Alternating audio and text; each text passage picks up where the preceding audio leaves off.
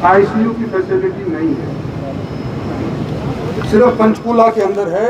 और पंचकूला के अंदर हरियाणा के अनेक मंत्री बड़े अफसरान रहते हैं, तो शायद पंचकूला के सिविल अस्पताल में तो आईसीयू बेड की फैसिलिटी है। पंचकूला के बाद जो पहला डिस्ट्रिक्ट जहाँ पे आईसीयू की फैसिलिटी हरियाणा के किसी डिस्ट्रिक्ट हॉस्पिटल के अंदर होगी वो रेवाड़ी के अंदर होगी। आने वाले 1 महीने के भीतर यानी कि इसी महीने जुलाई के भीतर 5-7 बेड आईसीयू के हमारे सिविल अस्पताल के अंदर लग जाएंगे। ये सूचना और आप लोगों को देंगे। भाई देखो, ऑक्सीजन प्लांट तो हमने इसलिए लगवाए हैं कि पिछले संक्रमण के दौरान जिस तरह से मारी ऑक्सीजन की हुई थी, डर सबको लगने लगा है और सरकार की तरफ से उपलब्ध करवाए गए हैं, सीएसआर की तरफ से उपलब्ध कराए गए हैं, कई समाज सेवियों ने भी ये उपलब्ध करवाए हैं। आज रेवाड़ी के अंदर हॉलिस्टर इंडिया के माध्यम से ये ऑक्सीजन प्लांट लगा है, लेकिन जो बावल रह गया है, नाहड़ रह गया है और ज़िलों के अनेक हेडक्वार्टर्स रह गए हैं, वहाँ पर भी ये योजनाएं लगने लग रही हैं। कुछ भारत सरकार की तरफ से NDRF डिज़ास्टर रिलीफ जो है उसका पैसा है वो उसके माध्यम से लगने जा रहे हैं। कई जगहों पे गुड़गांव जैसी जगहों के ऊपर जहाँ पर इंडस्ट्री अच्छी खासी है वहाँ पर इंडस्ट्री के माध्यम से CSR के माध्यम से लग रहे हैं। और कुछ इंडस्ट्री वाले जहाँ इंडस्ट्री नहीं है वहाँ पर भी अपना हाथ बढ़ा रहे हैं और ऑक्सीजन प्लांट लगाने की कोशिश कर रहे हैं। वैक्सीन की बात करें, स्टाफ तो है ही नहीं सर, अब इक्विपमेंट तो आ गए लेकिन स्टाफ नहीं। पीछे जो वेंटिलेटर भिजवाए थे PM फंड से भी, वेंटिलेटर चलाने के लिए ऑपरेटर तक नहीं है। हाँ, ये थोड़ी सी दिक्कत रही। नल्लड़ जैसे स्थान के ऊपर भी 13-13, 14-14 वेंटिलेटर पड़े रहे, लेकिन उनके चलाने वाला ट्रेंड बंदा नहीं मिल पाया। यही और ज़िलों के अंदर भी कई जगह ऐसी हुई।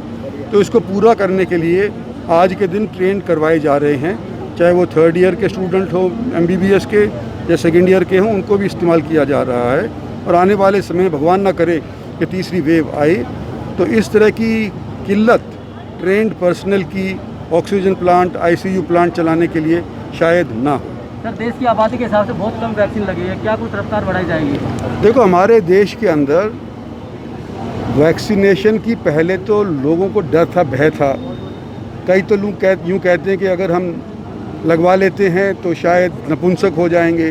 कोई कहता था कि हम बीमार हो जाएंगे, लोग मर जाएंगे। तो हमारे यहाँ वैक्सीनेशन बहुत लेट शुरू हुआ। अमेरिका के अंदर जहाँ लोग न केवल समर्थ हैं लेकिन हमारे से अपने आप को बुद्धिमान ज़्यादा समझते हैं, वहाँ पर भी जब वैक्सीनेशन की तादाद और पूरी उपलब्ध है उनको पास वैक्सीन, वो भी हमारे से कई गुना पीछे पड़े हुए हैं। तो मैं नहीं समझता कि आज के दिन हमारे को ऑक्सीजन की वैक्सीन की कमी आने देगी सरकार।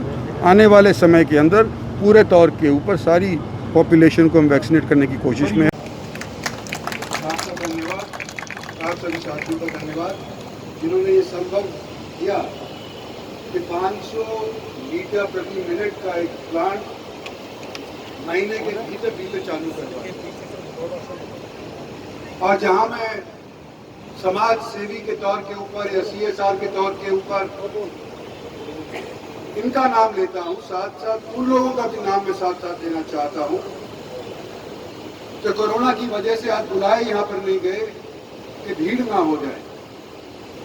जिन लोगों ने, चाहे वो नॉर्मल किस्म के आदमी थे, चाहे वो सरकारी किस्म के आदमी थे, बिजनेसमैन थे, इस पिछले 2 महीने के अंदर जिस तरह से समाज सेवी अपनी जान और माल की हिफाजत के बारे में न सोचते हुए सीधे पब्लिक के अंदर प्रयास करते हुए आए और हमारे को कई सुविधाएं उपलब्ध करवाई, मैं सरकार की तरफ से, मोदी सरकार की तरफ से और यहाँ के नुमाइंदे होने के नाते उन सभी साथियों का दिल से धन्यवाद करना चाहता हूँ। और जो डिस्ट्रिक्ट एडमिनिस्ट्रेशन में सामना करना पड़ा, सिर्फ रेवाड़ी के अंदर नहीं, सारे हरियाणा के अंदर जिस तरह से डिस्ट्रिक्ट एडमिनिस्ट्रेशन में ऑक्सीजन की किल्लत का सामना करना पड़ा, जिस तरह से हरियाणा एडमिनिस्ट्रेशन ने और मुख्यमंत्री ने हरियाणा के अंदर ऑक्सीजन की शॉर्टेज का सामना करना पड़ा, यहाँ तक कि भारत सरकार के अंदर जो तैनात ग्रुप ऑफ मिनिस्टर्स थे, मंत्री थे, जिस तरह से मुश्किल से उन्होंने ऑक्सीजन सप्लाई जगह जगह उपलब्ध करवाई, मैं समझता हूँ भगवान ना करे ऐसा अवसर दोबारा से हमारे यहाँ पर आए। और आज मुझे खुशी हो रही है कि कुछ चंद लोग छोड़ करके बाकी सभी लोगों ने मास्क पहन रखे।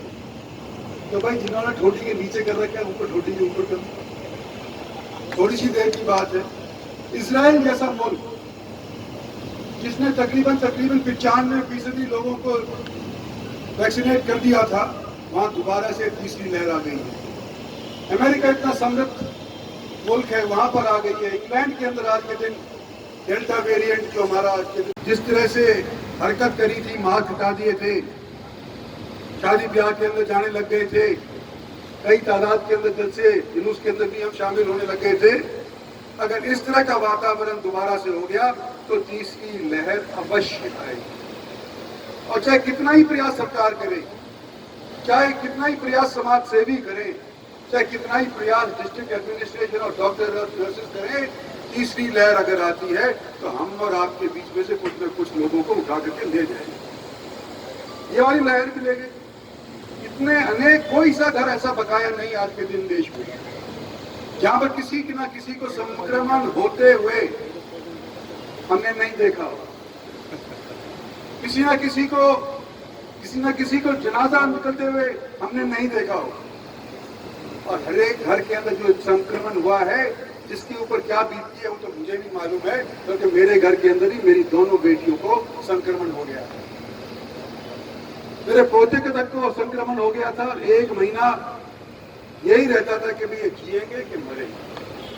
तो भगवान के लिए, देश के लिए, अपने साथियों के लिए, पड़ोसियों के लिए, अपने रिश्तेदारों के लिए और हमारे ऊपर भी ये बोझ ना डाले तो बेहतर है कि हम ऑक्सीजन के पीछे कोशिश करें कि उपलब्ध करवाई जाए। कृपा करके अपने मास्क पहन करके रखें। 2 महीने तक की और बात है, अभी हमारे 32 करोड़ 33 करोड़ लोगों को टीका लग चुका है। 70 करोड़ को टीका लगना जरूरी है। जब तक 70 करोड़ को नहीं लगेगा तब तक इम्यूनिटी हमारे देश के लोगों में नहीं आ पाएगी। मेरा निवेदन है कि आप मास्क लगा के रखें, कोविड अप्रोप्रिएट बिहेवियर बना करके रखें और आने वाले समय में भगवान ने अगर खैर करी तो शायद 3rd वेव नहीं आएगी। हमारा आपके ऊपर ये निर्भर है कि आए या ना आए। तो आप सभी का तो यहाँ पर उपस्थित हुए लक्ष्मण सिंह जी, आप जाएंगे यहाँ से आज मेरे ख्याल से। हाँ, पर ये आने वाले समय के अंदर जो मैंने दिया है और उन्होंने दिया है, हमारे समाज, हमारे इंसाफ मंच के अंदर जिन भी लोगों ने चंदा किया था, आज उसका सदुपयोग होने लग रहा है, मैं ये समझता हूँ। और ये जो एम्बुलेंस आज के दिन हमने हरी झंडी उसको दिखाई है, भगवान करे लोगों की जान बचाए। और जैसे आपकी डिमांड थी